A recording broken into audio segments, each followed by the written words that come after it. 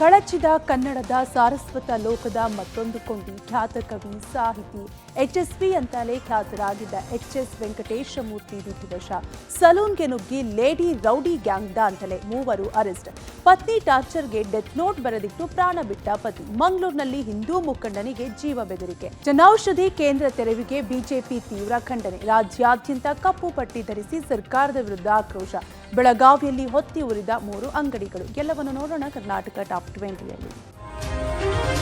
ನಟ ಕಮಲ್ ಹಾಸನ್ ವಿರುದ್ಧ ರಾಜ್ಯಾದ್ಯಂತ ಇಂದು ಸಹ ಪ್ರತಿಭಟನೆಗಳು ನಡೆದಿದೆ. ಮೈಸೂರಿನಲ್ಲಿ ಕನ್ನಡ ವೇದಿಕೆಯಿಂದ ಹಳೆ ಡಿಸಿ ಕಚೇರಿ ಮುಂಭಾಗ ಪ್ರತಿಭಟಿಸಲಾಯಿತು. ಕಮಲ್ ಭಾವಚಿತ್ರಕ್ಕೆ ಚಪ್ಪಲಿಯಿಂದ ಹೊಡೆದು ಥಗ್ ಲೈಫ್ ಚಿತ್ರ ಬ್ಯಾನ್ಗೆ ಆಗ್ರಹಿಸಿದ್ರು. ಇನ್ನು ಹಾಸನದಲ್ಲಿ ಕರವೇ ನಾರಾಯಣಗೌಡ ಬಣದಿಂದ ಪ್ರತಿಭಟಿಸಲಾಯಿತು. ಕಮಲ್ ಪ್ರತಿಕೃತಿ ದಹಿಸಲು ಮುಂದಾದ್ರು, ಆದರೆ ಪೊಲೀಸರು ಇದಕ್ಕೆ ಅವಕಾಶ ನೀಡಲಿಲ್ಲ. ಇನ್ನು ಕೋಲಾರ ಹೊಸ ಬಸ್ ನಿಲ್ದಾಣ ವೃತ್ತದಲ್ಲಿ ಕರವೇ ನಾರಾಯಣಗೌಡ ಬಣ ಪ್ರತಿಭಟನೆ ನಡೆಸಿತು. ಕಮಲ್ ಹಾಸನ್ ಪ್ರತಿಕೃತಿ ದಹಿಸಿ ಕನ್ನಡ ವಿರೋಧಿ, ನಾಡದ್ರೋಹಿ. ಕಮಲ್ ಹಾಸನ್ ಕನ್ನಡಿಗರ ಕ್ಷಮೆ ಕೋರುವಂತೆ ಒತ್ತಾಯಿಸಿದ್ರು. ಚಿತ್ರದುರ್ಗದಲ್ಲಿ ಕಮಲ್ ಪೋಸ್ಟರ್ಗೆ ಬೆಂಕಿ ಹಚ್ಚಿ ಆಕ್ರೋಶ ಹೊರಹಾಕಲಾಯಿತು. ದಾವಣಗೆರೆಯಲ್ಲಿ AVK ಕಾಲೇಜು ರಸ್ತೆಯಲ್ಲಿ ಕರವೇ ಪ್ರತಿಭಟನೆ ಮಾಡಿತು. ನಟನ ಭಾವಚಿತ್ರಕ್ಕೆ ಬೆಂಕಿ ಹಾಕಿ ಕ್ಷಮೆ ಯಾಚನೆಗೆ ಆಗ್ರಹಿಸಿದ್ರು. ನಟ ಶಿವರಾಜ್ ಕುಮಾರ್ ವಿರುದ್ಧ ಬೇಸರ ವ್ಯಕ್ತಪಡಿಸಿದ್ರು. ಇನ್ನು ಬೆಳಗಾವಿಯ ಚೆನ್ನಮ್ಮ ವೃತ್ತದಲ್ಲಿ ಕರವೇ ಜೋರು ಪ್ರತಿಭಟನೆಯನ್ನ ನಡೆಸಿತು. ಕಮಲ್ ಫೋಟೋವನ್ನ ನೆಲಕ್ಕೆ ಹಾಕಿ ತುಳಿದು ಕೋಪ ಹೊರಹಾಕಿದ್ರು.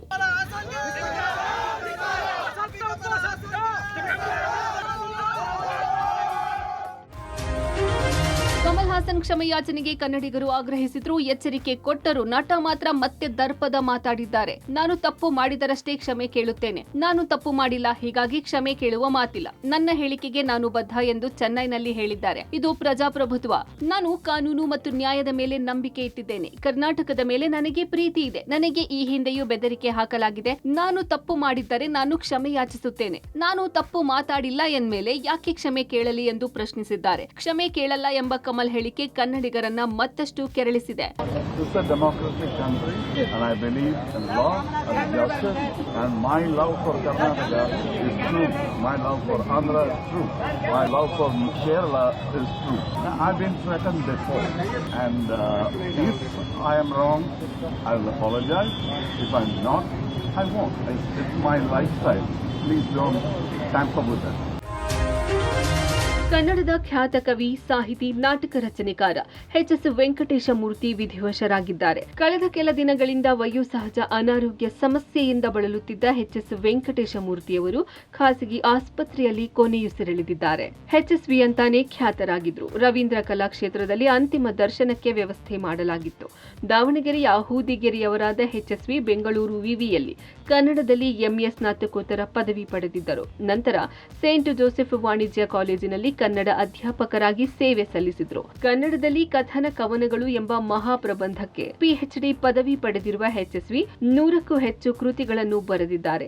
ಕವಿತೆ, ನಾಟಕ, ಪ್ರಬಂಧ, ಕಾದಂಬರಿ, ಮಕ್ಕಳ ಸಾಹಿತ್ಯ, ಅನುವಾದ, ವಿಮರ್ಶೆ ಸೇರಿದಂತೆ ಹಲವು ಪ್ರಕಾರಗಳಲ್ಲಿ ಸಾಹಿತ್ಯ ಕ್ಷೇತ್ರಕ್ಕೆ ಕೊಡುಗೆ ನೀಡಿದ್ದಾರೆ. ಕಿರುತೆರೆಯ ಹಲವು ಧಾರಾವಾಹಿಗಳಿಗೆ ಗೀತ ರಚನೆ ಮಾಡಿದ್ರು. ಇನ್ನು HSV ನಿಧನಕ್ಕೆ ರಾಜಕೀಯ ಗಣ್ಯರು ಸಂತಾಪ ಸೂಚಿಸಿದ್ದಾರೆ. ಸಾಹಿತ್ಯ ಅವರ ಹೃದಯದಲ್ಲಿತ್ತು. ಆ ಹೃದಯನ ನನ್ನಂತ ಒಬ್ಬ ಪಾಮರನಿಗೂ ಕೊಟ್ಟು ಆ ಹೃದಯ ಚೆನ್ನಾಗಿರೋ ಹಾಗೆ ನೋಡ್ಕೊಂಡವರು ಗುರುಗಳು. ಆತ್ಮೀಯ ಮಿತ್ರನನ್ನು ಕಳೆದುಕೊಂಡೆ ಅಂತವನೊಬ್ಬನನ್ನು ಕಳೆದುಕೊಂಡದಕ್ಕೆ ದುಃಖವಾಗುತ್ತದೆ. ಬೆಂಗಳೂರಿನ ಸ್ಪಾ ಒಂದರಲ್ಲಿ ಕೆಲಸ ಬಿಟ್ಟು ಸ್ವಂತ ಸಲೂನ್ ಮಾಡಿದ್ದಕ್ಕೆ ಲೇಡಿ ರೌಡಿ ಗ್ಯಾಂಗ್ ವ್ಯಕ್ತಿ ಮೇಲೆ ಮಾರಣಾಂತಿಕ ಹಲ್ಲೆ ನಡೆಸಿದ ಘಟನೆ ಅಮೃತಹಳ್ಳಿ ಠಾಣಾ ವ್ಯಾಪ್ತಿಯಲ್ಲಿ ನಡೆದಿದೆ. 40 ವರ್ಷದ ಸಂಜು ಅನ್ನೋರು ಕೊಡಿಗೇಹಳ್ಳಿ ಸಮೀಪದ ಸಾರಾ ಸ್ಪಾನಲ್ಲಿ ಕೆಲಸ ಮಾಡ್ತಿದ್ರು. ಸ್ಪಾನಲ್ಲಿ ಕೆಲಸ ಬಿಟ್ಟು ಸ್ವಂತ ಸಲೂನ್ ತೆರೆದಿದ್ರು. ಇದರಿಂದ ಕೋಪಗೊಂಡ Sara spa owner Nisha gang ಕಟ್ಟಿಕೊಂಡು ಬಂದು ಸಂಜು ನಡೆಸುತ್ತಿದ್ದ ಸಲೂನ್ಗೆ ನುಗ್ಗಿ ದಾಂಧಲೆ ನಡೆಸಿದ್ದಾರೆ. 10 ರಿಂದ 15 ನಿಮಿಷಗಳ ಕಾಲ ಮನಸ್ಸು ಇಚ್ಛೆ ಥಳಿಸಿ ಸಲೂನ್ನಿಂದ ನೀಲಿ ಬಣ್ಣದ ಕಾರಿನಲ್ಲಿ ಅಪಹರಣ ಮಾಡಿದ್ರು ಎಂದು ಅಮೃತಹಳ್ಳಿ ಠಾಣೆಯಲ್ಲಿ ಸಂಜು ದೂರು ನೀಡಿದ್ದಾರೆ. ಸಾರಾ ಸ್ಪಾ ಓನರ್ ನಿಶಾ, ಸ್ನೇಹಿತೆ ಕಾವ್ಯ, ಮೊಹಮ್ಮದ್ ಹಾಗೂ ಅಪರಿಚಿತರಿಬ್ಬರ ಮೇಲೆ ದೂರು ದಾಖಲಾಗಿದೆ.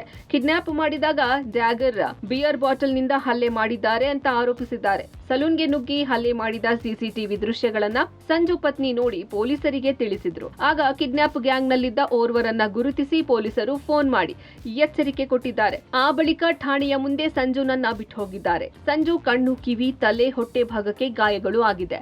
ಆಸ್ಪತ್ರೆಯಲ್ಲಿ ಚಿಕಿತ್ಸೆ ಪಡೆದು ಪೊಲೀಸರಿಗೆ ದೂರು ಕೊಟ್ಟಿದ್ದಾರೆ. ನಿಂದಿಸಿ ಪೆಟ್ರೋಲ್ ಸುರಿದು ಸುಟ್ಟಾಕ್ತೀನಿ ಎಂದು ಜೀವ ಬೆದರಿಕೆ ಒಡ್ಡಿದ್ದಾರೆ ಎಂದು ದೂರಿನಲ್ಲಿ ಉಲ್ಲೇಖಿಸಲಾಗಿದೆ. ಪ್ರಕರಣ ಸಂಬಂಧ ನಿಶಾ, ಕಾವ್ಯ, ಮೊಹಮ್ಮದ್ ಬಂಧನ ಆಗಿದೆ.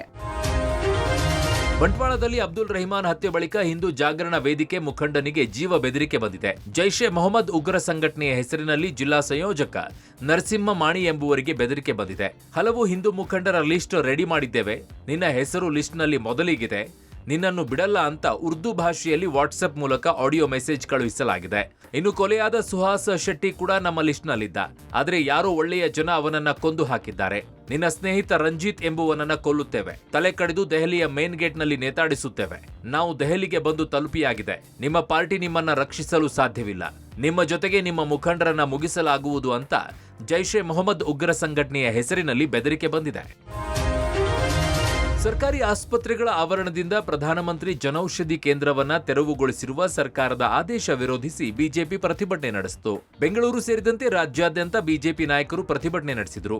ಕೆಸಿ ಜನರಲ್ ಆಸ್ಪತ್ರೆಯ ಮುಂಭಾಗವಿರುವ ಜನೌಷಧ ಕೇಂದ್ರದ ಮಳಿಗೆಯ ಮುಂದೆ ಪ್ರತಿಭಟನೆ ಮಾಡಿದ್ರು. ಆಸ್ಪತ್ರೆಯ ಒಳಗಡೆಗೆ ಪ್ರತಿಭಟನೆಗೆ ಪೊಲೀಸರು ಅವಕಾಶವನ್ನ ಕೊಡಲಿಲ್ಲ. ಇನ್ನು ಕಲಬುರಗಿಯ ಜಿಮ್ಸ್ ಆಸ್ಪತ್ರೆಯಲ್ಲಿ ಬಿಜೆಪಿ ಮೌನ ಪ್ರತಿಭಟನೆ ಮಾಡಿತು. ಕೈಗೆ ಕಪ್ಪು ಬಟ್ಟಿಯನ್ನ ಕಟ್ಟಿಕೊಂಡು ಪ್ರೊಟೆಸ್ಟ್ ಮಾಡಿದ್ರು. ಬಳ್ಳಾರಿಯ ವಿಮ್ಸ್ ಆಸ್ಪತ್ರೆ ಆವರಣದಲ್ಲಿ ಜಿಲ್ಲಾಧ್ಯಕ್ಷ ಅನಿಲ್ ನಾಯ್ಡು ನೇತೃತ್ವದಲ್ಲಿ ಆಕ್ರೋಶ ಹೊರಹಾಕಲಾಯಿತು.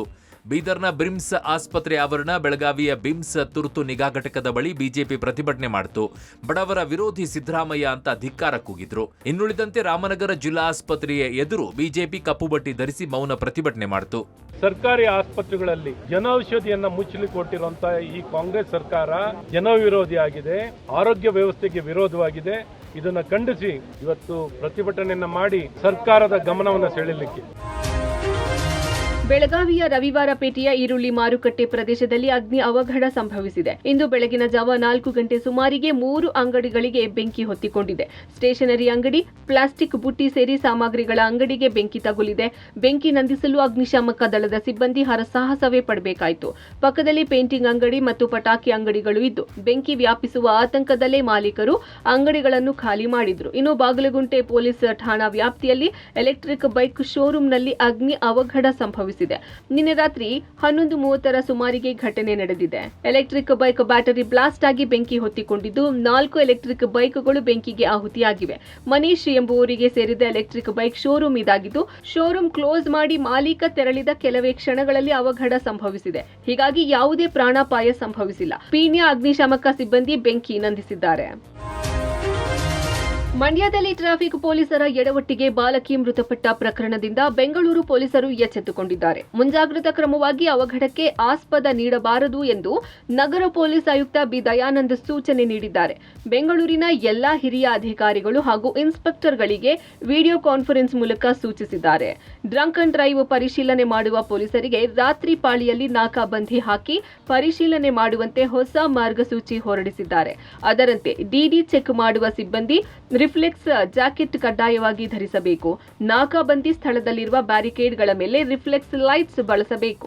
ಜಿಗ್ಜಾಗ್ ಬ್ಯಾರಿಕೇಡ್ ಹಾಕಿಕೊಳ್ಳಬೇಕು. ಪಬ್ಲಿಕ್ಸ್ ಜೊತೆಗೆ ಸೌಮ್ಯವಾಗಿ ನಡೆದುಕೊಳ್ಳಬೇಕು. ಮಕ್ಕಳೊಂದಿಗೆ ಬರುವವರನ್ನು ಪಕ್ಕದಲ್ಲಿ ನಿಲ್ಲಿಸಿ ಮಾತನಾಡಿಸುವಂತೆ ಕಮಿಷನರ್ ದಯಾನಂದ್ ಖಡಕ್ ಸೂಚನೆ ನೀಡಿದ್ದಾರೆ. ರಾಮನಗರದಲ್ಲಿ ಗ್ರಾಮಸ್ಥರಿಗೆ ಉಪಟಳ ಕೊಡ್ತಿದ್ದ ಚಿರತೆ ಅರಣ್ಯ ಇಲಾಖೆಯ ಬೋನಿಗೆ ಬಿದ್ದಿದೆ. ಚನ್ನಪಟ್ಟಣ ತಾಲೂಕಿನ ಅಂಬಾಡಹಳ್ಳಿ ಗ್ರಾಮದಲ್ಲಿ ಸಾಕು ಪ್ರಾಣಿಗಳನ್ನು ತಿಂದು ಗ್ರಾಮಸ್ಥರ ಆತಂಕ ಕಾರಣವಾಗಿದ್ದ 9 ವರ್ಷದ ಹೆಣ್ಣು ಚಿರತೆ ಸೆರೆಸಿಕ್ಕಿದೆ. ಚಾಮರಾಜನಗರದ ಗುಂಡ್ಲುಪೇಟೆ ತಾಲೂಕಿನ ಬಂಡೀಪುರದ ಮೂಲೆಹೊಳೆ ಬಳಿ ಕಾಡಾನೆ ರಸ್ತೆ ಬದಿ ಹಳ್ಳದಲ್ಲಿ ನಿಂತಿದ್ದ ಮಳೆ ನೀರನ್ನ ಕುಡಿದಿದೆ. ರಸ್ತೆ ದಾಟುವಾಗ ಮರಿ ಆನೆ ಮತ್ತು ಈ ಆನೆ ದಣಿವಾರಿಸಿಕೊಂಡಿದೆ. ಕಾಡಾನೆ ನೀರು ಕುಡಿಯುವ ದೃಶ್ಯ ವಾಹನ ಸವಾರರ ಮೊಬೈಲ್ನಲ್ಲಿ ಸೆರೆಸಿಕ್ಕಿದೆ. ಇನ್ನು ಮಳೆಯ ನಡುವೆ ಹಾಸನದಲ್ಲಿ ಕಾಡಾನೆಗಳ ಕಿರಿಕ್ ಜಾಸ್ತಿಯಾಗಿದೆ. ಸಕಲೇಶಪುರ ತಾಲೂಕಿನ ಕಟ್ಟೆಮನೆ ಮರ್ಜನಹಳ್ಳಿ ಗ್ರಾಮದಲ್ಲಿ ಅಪಾರ ಪ್ರಮಾಣದ ಬೆಳೆ ನಾಶವಾಗಿದೆ. ಗಜಪಡೆಯ ದಾಳಿಗೆ ಕಾಫಿ, ಬಾಳೆ, ಅಡಿಕೆ ಗಿಡಗಳು ನೆಲಕಚ್ಚಿದೆ. ಕಾಫಿ ತೋಟದಲ್ಲಿ 2 ಗಜಗಳು ಬೀಡು ಬಿಟ್ಟಿದ್ದು ಗ್ರಾಮಸ್ಥರು ಎಚ್ಚರಿಕೆಯಿಂದಿರುವಂತೆ ಅರಣ್ಯ ಇಲಾಖೆ ಸೂಚಿಸಿದೆ.